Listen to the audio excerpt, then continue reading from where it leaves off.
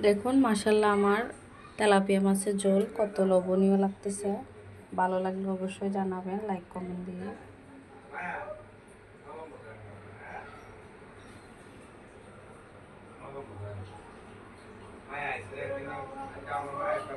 আসসালামু আলাইকুম এভরিওয়ান, আমি মাছের মাথা দিয়ে ঝোল রান্না করব। আর আমার আজকে ঝোল কেমন হয় অবশ্যই কমেন্ট করে জানাবেন। কেমন হবে ঝোল দেখুন। আমি সবগুলো তাজা মাছ নিয়েছি আর এখানে পর্যাপ্ত তেল দিয়ে দিব। আর আমি কিছু মশলা ব্লেন্ড করে নেব, তারপর আমি রান্না করব। কিছুটা পেঁয়াজ আমি এখানে দিয়ে দিচ্ছি লাল হওয়ার জন্য, তার সাথে আমি বাটা মশলাটা ব্যবহার করব। তো আমি ব্লেন্ডারের জারে কাঁচামরিচ দিয়ে দিতেছি, পেঁয়াজ দিয়ে দিব, দিয়ে সুন্দর করে ব্লেন্ড করে তারপরে আমি রান্না করব।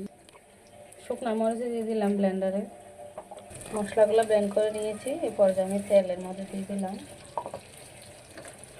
এবার এখানে আমি মশলাটা ভালো করে ভাজি করে হলুদ মরিচ সব কিছু দিব, স্বাদ মতো লবণ দিয়ে দিলাম,